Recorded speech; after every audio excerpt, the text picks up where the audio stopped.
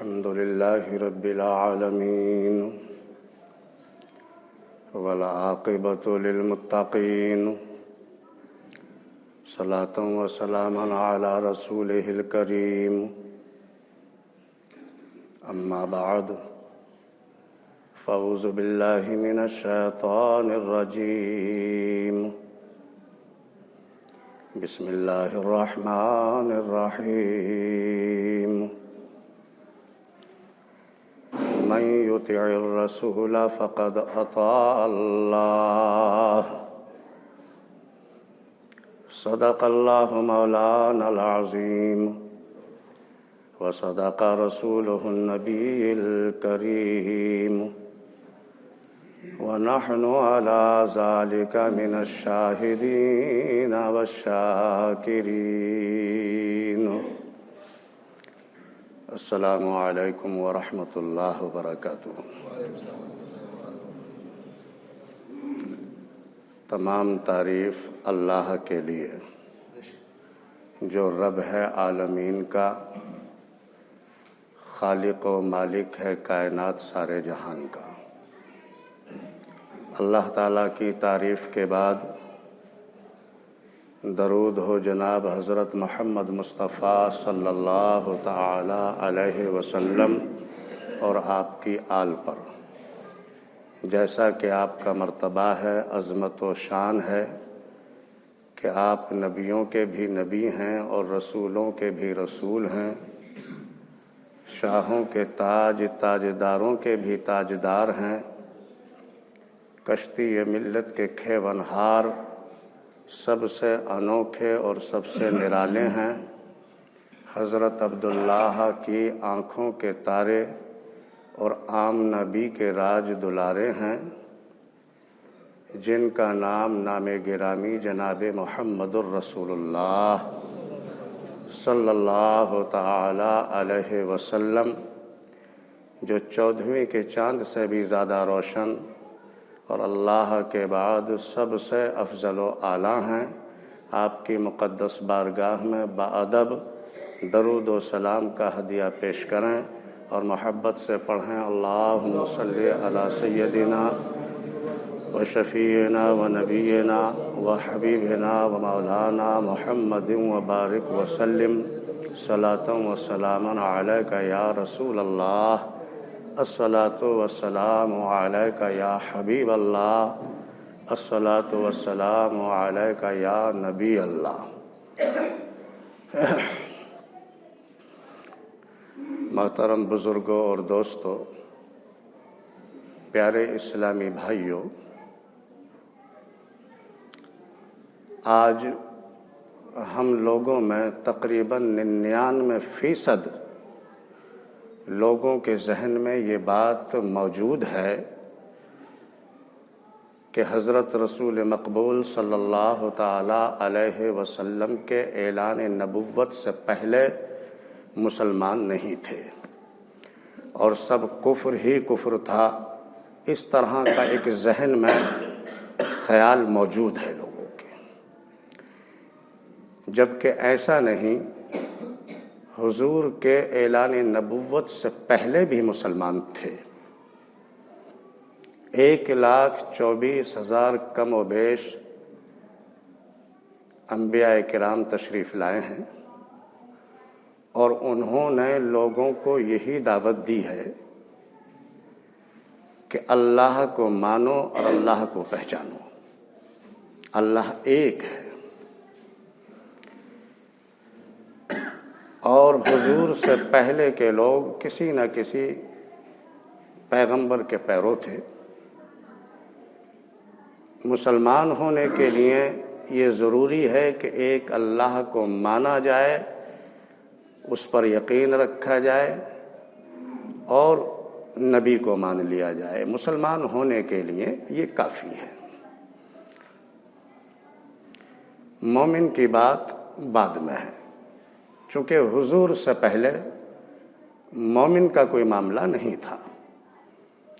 یہ حضور اکرم صلی اللہ تعالی علیہ وسلم کی امت کے لیے اللہ تبارک و تعالیٰ کا خاص انعام ہے جو اپنے حبیب کی امت کے لیے مومن کا درجہ عطا فرمایا، اور مومن بننے کے لیے شرط یہ ہے کہ یہاں تک تو مسلمان ہونے کے لیے کافی ہے کہ اللہ کو مان لیا جائے اور نبی کو مان لیا جائے، لیکن مومن ہونے کے لیے یہ بہت ضروری ہے کہ اس بات کے ساتھ ساتھ اپنے نبی سے اتنی محبت کی جائے کہ اپنی جان سے بھی زیادہ آپ سے محبت ہو، اور اس محبت ہی کا نام ایمان کہا گیا ہے، اور ایسے ہی لوگوں کو مومن کہا گیا ہے۔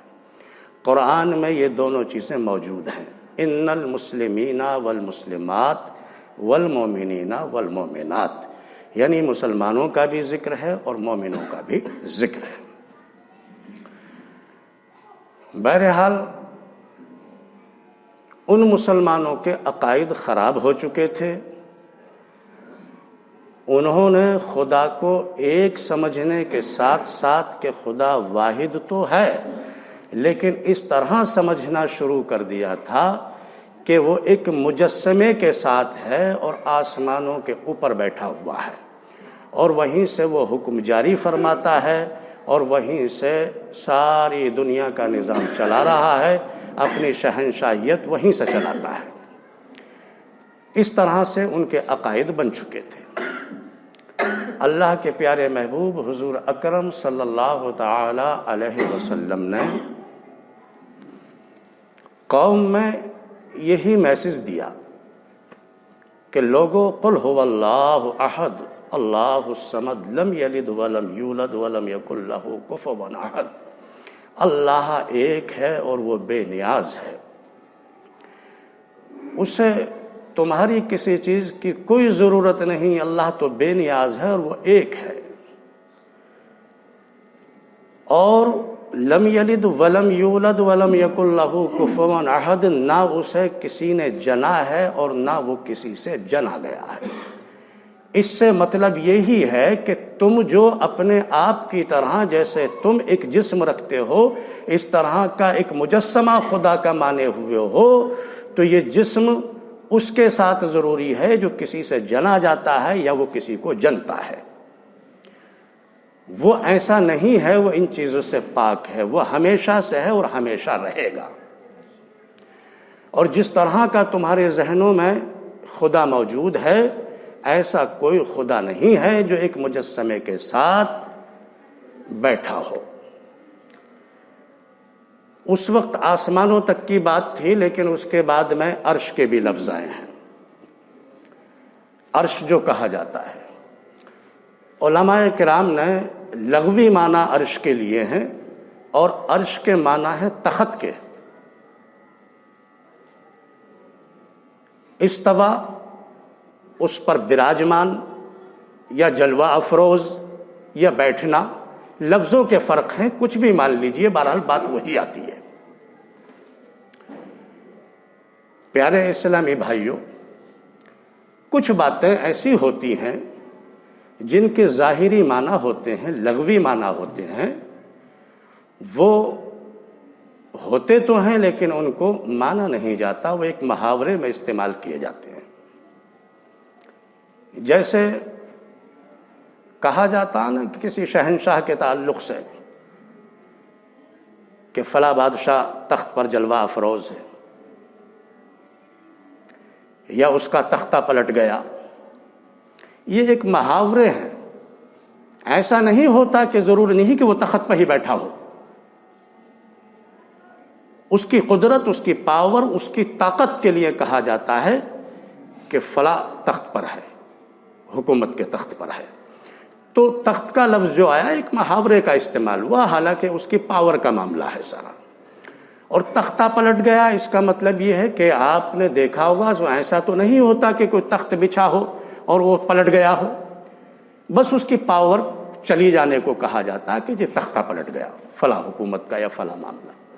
تو کچھ محاورے ہوتے ہیں، ایسا نہیں ہوا کرتا کہ کوئی تخت ہو اور اسی پر معاملہ ہو۔ بہرحال قرآن پاک میں عرش کے تعلق سے تقریباً 8 9 10 جگہ عرش کا ذکر ہوا ہے، اور مفسرین کرام نے اپنے اپنے طور پر اس کے معنی لیے ہیں۔ یعنی جس طرح کا عقائد پہلے مسلمانوں کا تھا ان کے ذہنوں میں کہ ایک مجسمے کے ساتھ خدا جو ہے آسمانوں کے اوپر بیٹھا ہوا ہے، غالباً قرآن کو پڑھنے کے بعد بھی اور اس کو ہم نہ سمجھتے ہوئے اور اپنا اس میں ترجمہ اور تفسیریں کرتے ہوئے شاید اس طرح کا ہی کچھ خیال ہم نے بھی پیدا کر دیا ہے۔ آج بھی ہمارے ذہنوں میں اس طرح کی ہی بات آتی ہے کہ خدا جو ہے وہ عرش پر رہتا ہے۔ ہم نے اپنے پچھلے خطبے میں یہی بات کو سمجھانا چاہتے تھے کہ عرش کیا ہے۔ عرش کوئی ایسی چیز نہیں کہ کوئی تخت ہو۔ عرش مقام گم کا نام ہے، جہاں نظروں کا بھی ٹھہراؤ نہ ہو سکے، اور وہاں نور ہی نور ہے، یعنی اللہ کا نور قیام پذیر ہے۔ اس سے انکار نہیں کہ اللہ عرش پر نہیں ہے، اللہ عرش پر ہے، لیکن اللہ جو ہے وہ ایک نور ہے، وہ مجسمے کی طرح نہیں ہے۔ اللہ کا نور عرش پر قیام پذیر ہے جو کسی کو نظر نہیں آتا، چونکہ عرش وہاں پر نور ہے اور وہاں نظروں کا ٹھہراؤ ہو ہی نہیں سکتا، وہاں تک رسائی بھی نہیں ہو سکتی۔ اللہ کا نور ہی نور ہے، نور قیام پذیر ہے لیکن کسی کو دکھائی نہیں دیتا۔ جیسے ہم نے ایک مثال دی تھی کہ دریا میں بجلی موجود رہتی ہے پانی میں، لیکن وہ کسی کو دکھائی نہیں دیتی اور نہ ہی کسی کو نفع اور نقصان پہنچاتی ہے، لیکن جب وہ بجلی دریا سے برآمد ہوتی ہے، مادی چیزوں میں ظاہر ہوتی ہے، تو وہ دکھائی بھی پڑتی ہے اور نفع اور نقصان بھی پہنچاتی ہے۔ معلوم یہ ہوا کہ بجلی کا عرش دریا ہے کہ جہاں بجلی رہتی ہے مگر نظر نہیں پڑتی، اس میں پوشیدہ رہتی ہے۔ دریا کا عرش، بجلی کا عرش دریا ہے اور بجلی کا فرش پاور ہاؤس ہے، جہاں پر وہ نظر بھی آتی ہے اور نفع اور نقصان بھی پہنچاتی ہے۔ اسی طرح اللہ کا عرش وہ مقام گم ہے جس کو عرش منزہ کہا گیا ہے، اور اللہ کا فرش مقام مظہر ہے جو نظر آ رہا ہے، ساری کائنات میں اس کا جلوہ نظر آ رہا ہے، یہ مقام مظہر ہے۔ یعنی شان منزہ کو عرش کہا جاتا ہے، اور شان مشبہ کو جہاں وہ ظاہری طور پر نظر آ رہا ہے، اسی کا جلوہ ہے اور اسی کی رونق ہے، اسی کا نور ہے، سب کچھ ہے، اس کو شان مشبہ کہا جاتا ہے۔ شان منزہ عرش اعظم جہاں وہ نظر ہی نہیں آتا، اور شان مشبہ مقام مظہر جو ساری کائنات میں جلوہ افروز ہے۔ اسی لیے لا الہ الا اللہ محمد الرسول اللہ کا اطلاق ہوا، یعنی وحدت اور معرفت کا مجموعہ کلمہ طیب ہے۔ لیکن افسوس آج اسلام میں تو ہمارا داخلہ ہے، لیکن صحیح معنی میں ہم اسلام کو نہ سمجھ رہے ہیں اور نہ سمجھنے کی کوشش کر رہے ہیں۔ اسلام کی دو آنکھیں، ایک توحید یعنی یکتائی، اور دوسری آنکھ معرفت یعنی اس کی پہچان۔ توحید کے نام پر ہماری آنکھ کھلی ہے، یعنی ہم جانتے ہیں کہ اللہ ایک ہے، نہ وہ کسی سے جنا گیا ہے، نہ اس نے کسی کو جنا ہے، وہ ہمیشہ سے ہے، اور ہمیشہ رہے گا، لیکن معرفت کے نام پہ، پہچان کے نام پر ہماری یہ آنکھ بند ہے، ہم اس کو پہچان نہیں رہے ہیں۔